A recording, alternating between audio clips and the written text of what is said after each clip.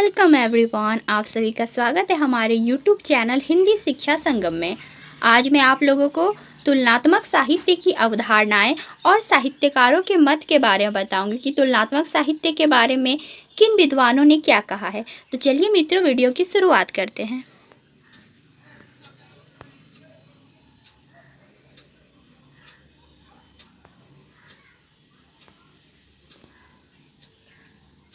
तो आइए तुलनात्मक साहित्य के बारे में जानते हैं। जैसे हिंदी साहित्य का इतिहास लगभग एक शताब्दी से अधिक पुराना है, जिसमें प्राचीन काल से लेकर आधुनिक समय तक साहित्यिक विकास के विभिन्न चरण देखे गए हैं।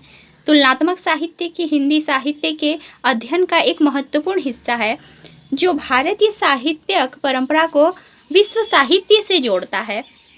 अर्थात भारत के साहित्य और विश्व के साहित्य को एक साथ जोड़ने का काम करता है तुलनात्मक साहित्य। हिंदी साहित्य में तुलनात्मक साहित्य के विकास को समझने के लिए हमें इसके ऐतिहासिक संदर्भ और पृष्ठभूमि पर ध्यान देना होगा। तो आइए तुलनात्मक साहित्य के ऐतिहासिक संदर्भ और पृष्ठभूमि को जानते हैं। हम पॉइंट वाइज करके देखेंगे। तो पहला पॉइंट है प्राचीन और मध्यकालीन साहित्य में तुलनात्मक दृष्टिकोण। भारतीय साहित्यिक परंपरा में तुलनात्मक दृष्टिकोण का प्राचीन काल से ही अस्तित्व रहा है। संस्कृत, अपभ्रंश और प्राकृत जैसी भाषाओं में रचित साहित्य का प्रभाव हिंदी साहित्य पर भी पड़ा।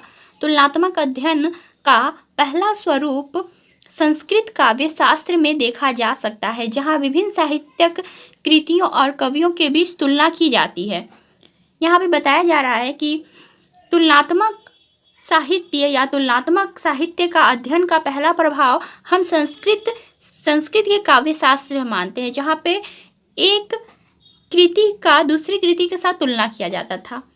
मध्यकालीन हिंदी साहित्य में भक्ति आंदोलन के दौरान तुलनात्मक दृष्टिकोण देखा गया है। इस काल में सूफी और भक्ति साहित्य का विकास हुआ, जिसमें भारतीय और इस्लामी संस्कृतियों का मिश्रण था। तुलनात्मक साहित्य का यह स्वरूप विभिन्न धार्मिक और सांस्कृतिक संदर्भों में साहित्यिक आदान प्रदान को दर्शाता है। दूसरा पॉइंट है औपनिवेशिक काल में तुलनात्मक साहित्य का विकास। 19वीं सदी के औपनिवेशिक काल में भारत के पश्चिमी साहित्य से संपर्क में आने के बाद तुलनात्मक साहित्य की अवधारणा को नई दिशा मिली। इस समय यूरोपीय साहित्यिक विचारधाराओं और आंदोलनों का भारतीय साहित्य पर गहरा प्रभाव पड़ा। आधुनिक हिंदी साहित्यकारों ने अंग्रेजी, फ्रेंच और जर्मन साहित्य के साथ साथ भारतीय भाषाओं के साहित्य का तुलनात्मक अध्ययन करना शुरू किया। भारतेंदु हरिश्चंद्र, प्रेमचंद, जयशंकर प्रसाद और महादेवी वर्मा जैसे लेखकों ने इस दौर में भारतीय और पश्चिमी साहित्य प्रवृत्तियों की तुलना की। तीसरा पॉइंट है स्वतंत्रता के बाद का काल। स्वतंत्रता प्राप्ति के बाद हिंदी साहित्य में तुलनात्मक अध्ययन का एक और महत्वपूर्ण चरण शुरू हुआ। हिंदी साहित्य के विद्वानों ने भारतीय भाषाओं के साथ विश्व साहित्य का अध्ययन किया और तुलना के माध्यम से साहित्यिक विधाओं, आंदोलनों और सिद्धांतों का विश्लेषण किया। डॉक्टर हजारी प्रसाद द्विवेदी, आचार्य रामचंद्र शुक्ल और डॉक्टर नामवर सिंह जैसे आलोचकों ने तुलनात्मक साहित्य के विकास में महत्वपूर्ण योगदान दिया। अर्थात यहाँ भारत में जिस तुलनात्मक साहित्य का जन्म हुआ, उसमें डॉक्टर हजारी प्रसाद द्विवेदी, नामवर सिंह, आचार्य रामचंद्र शुक्ल जैसे आलोचकों का अहम भूमिका थी। अब आइए तुलनात्मक साहित्य की अवधारणा को जानते हैं। तुलनात्मक साहित्य का अर्थ है विभिन्न भाषाओं, संस्कृतियों और साहित्यिक परंपराओं के साथ एक साथ अध्ययन और तुलना करना। मतलब एक सांस्कृतिक भाषा और साहित्य का दूसरे सांस्कृतिक भाषा और साहित्य के साथ तुलना करना। इसका उद्देश्य केवल एक साहित्यिक कृति की संरचना या भाषा का विश्लेषण करना नहीं है, बल्कि इसे वैश्विक परिप्रेक्ष्य में समझना है। तुलनात्मक साहित्य न केवल साहित्यिक विधाओं की तुलना करता है, बल्कि साहित्य और समाज के बीच के संबंधों, साहित्यिक आंदोलन और सांस्कृतिक प्रभाव का भी अध्ययन करता है। भाषाओं और संस्कृतियों का अध्ययन। तुलनात्मक साहित्य में विभिन्न भाषाओं और संस्कृतियों की रचनाओं का अध्ययन किया जाता है। उदाहरण के लिए हिंदी साहित्य का तुलनात्मक अध्ययन करते समय हम इसे उर्दू, बंगाली, मराठी और अंग्रेजी साहित्य के साथ तुलना कर सकते हैं। इससे विभिन्न भाषाओं की साहित्यिक शैलियों और सांस्कृतिक प्रभावों का अध्ययन संभव हो पाता है। दूसरा है पॉइंट, साहित्यिक आंदोलनों का तुलनात्मक अध्ययन। साहित्यिक आंदोलनों का तुलनात्मक अध्ययन करने से यह पता चलता है कि कैसे एक आंदोलन ने विभिन्न भाषाओं के साहित्य को प्रभावित किया। उदाहरण के लिए जैसे हिंदी साहित्य में प्रगतिवाद और यूरोप में यथार्थवाद के बीच तुलना की जा सकती है।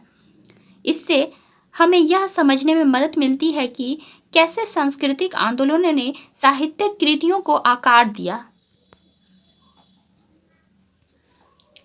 उसके बाद है साहित्यिक शैलियों और विधाओं की तुलना।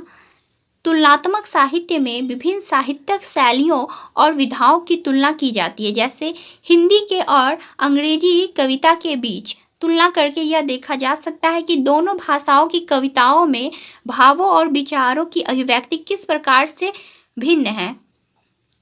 उसके बाद है अनुवाद और साहित्यिक संपर्क। तुलनात्मक साहित्य में अनुवाद का महत्व बहुत अधिक है। अनुवाद के माध्यम से साहित्यिक संपर्क और विनिमय होता है। जैसे विभिन्न संस्कृतियों और भाषाओं के साहित्य एक दूसरे के करीब आते हैं। हिंदी साहित्य में अनुदित कृतियों के माध्यम से अन्य साहित्यिक परंपराओं के प्रभाव का अध्ययन किया जाता है। उसके बाद है सामाजिक और सांस्कृतिक संदर्भ। तुलनात्मक साहित्य में सामाजिक और सांस्कृतिक संदर्भों का अध्ययन भी महत्वपूर्ण होता है। यह देखा जाता है कि कैसे विभिन्न समाजों की समस्याओं, चुनौतियों और विचारधाराओं का साहित्य में चित्रण किया गया है। उसके बाद है हिंदी साहित्य में तुलनात्मक साहित्य की विशेषता। अब हम तुलनात्मक साहित्य की विशेषता को जानेंगे हिंदी साहित्य में। पहला पॉइंट है भारतीय साहित्य का वैश्विक परिप्रेक्ष्य। हिंदी साहित्य में तुलनात्मक दृष्टिकोण ने भारतीय साहित्य को वैश्विक संदर्भ में देखने का अवसर दिया है। भारतीय साहित्यकारों ने पश्चिमी साहित्यिक सिद्धांतों और विचारधाराओं का अध्ययन करके उन्हें भारतीय साहित्य में लागू किया है। दूसरा पॉइंट है समानांतर साहित्य का विकास। तुलनात्मक साहित्य के अध्ययन में यह भी देखा जाता है कि कैसे विभिन्न भाषाओं और संस्कृतियों में समानांतर साहित्य विकास हुआ है, अर्थात दोनों के बीच समानता। हिंदी और बंगाली साहित्य के बीच समानांतर विकास इसका एक अच्छा उदाहरण है, जहां दोनों भाषाओं के साहित्य में भक्ति आंदोलन का प्रभाव देखा जाता है। यह आप उदाहरण दे सकते हैं। इसके बाद है निष्कर्ष। निष्कर्ष में हम यह कह सकते हैं कि हिंदी साहित्य में तुलनात्मक साहित्य का विकास एक व्यापक साहित्यिक परंपरा का हिस्सा है, जो भारतीय और विश्व साहित्य को एक साथ जोड़ता है। इसका उद्देश्य केवल साहित्यिक कृतियों की तुलना तक ही सीमित नहीं है, बल्कि इसे सामाजिक, सांस्कृतिक और ऐतिहासिक संदर्भों में समझना भी है। तुलनात्मक साहित्य ने हिंदी साहित्य के अध्ययन में एक नई दृष्टि प्रदान की है, जिसे हिंदी साहित्य को वैश्विक साहित्य परिप्रेक्ष्य में देखा जा सकता है। अब हम साहित्यकारों के मत देखेंगे कि तुलनात्मक साहित्य के बारे में किन विद्वानों ने क्या कहा है।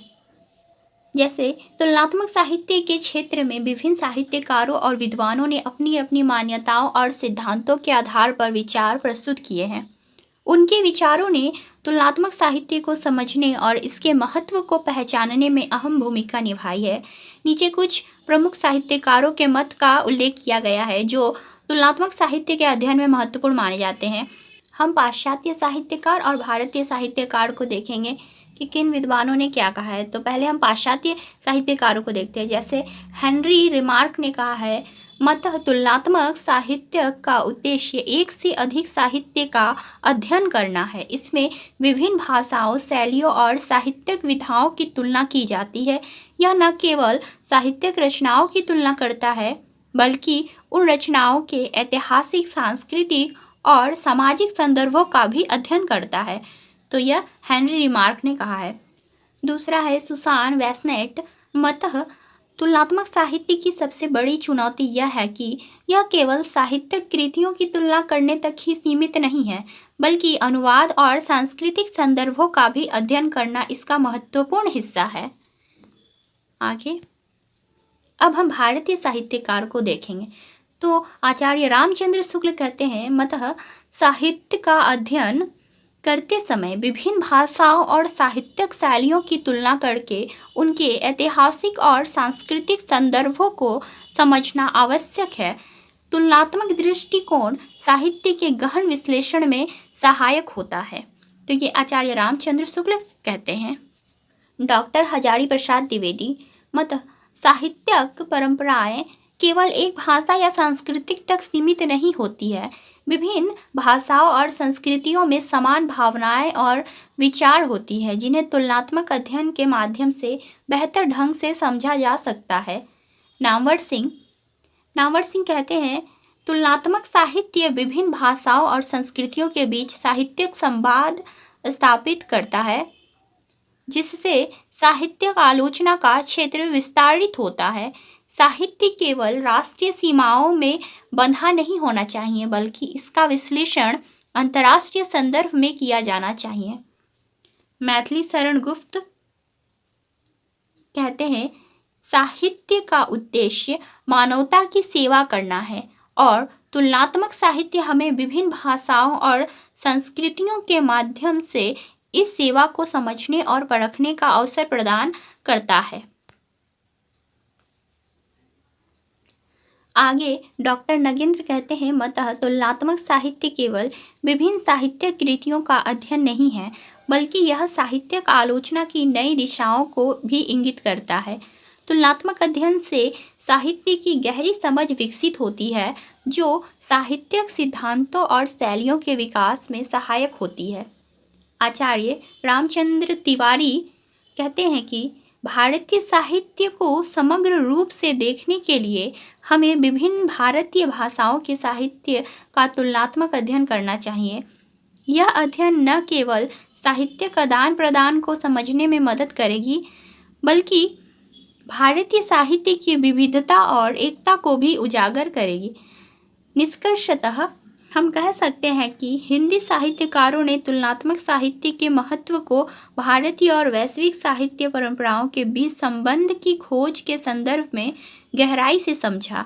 इन साहित्यकारों के मतों से यह स्पष्ट होता है कि तुलनात्मक साहित्य साहित्यिक कृतियों के माध्यम से समाज, संस्कृति और इतिहास के व्यापक संदर्भों को समझने का एक प्रभावी साधन है। यह अध्ययन न केवल विभिन्न भाषाओं और साहित्यिक परंपराओं के बीच संवाद स्थापित करता है, बल्कि इससे भारतीय की व्यापकता और गहराई को भी समझने का अवसर मिलता है। तो यह थी मित्रों तुलनात्मक साहित्य की अवधारणा और तुलनात्मक साहित्य के बारे में किन विद्वानों ने क्या कहा है, भारतीय और पाश्चात्य दोनों के बारे में हम जाने। तो आशा करती हूँ कि यह वीडियो आपको पसंद आए। यदि यह वीडियो पसंद आए तो वीडियो को लाइक शेयर करें और चैनल पर नए हो तो चैनल को सब्सक्राइब करें। और हमारे अन्य किसी विषय की वीडियो पाने के लिए आप हमें कमेंट कर सकते हैं और हमारे टेलीग्राम से जुड़कर हमें मैसेज कर सकते हैं, जहां आपको नोट्स, PDF इत्यादि प्रोवाइड किए जाएंगे। तो मिलते हैं अगले वीडियो में, तब तक के लिए धन्यवाद।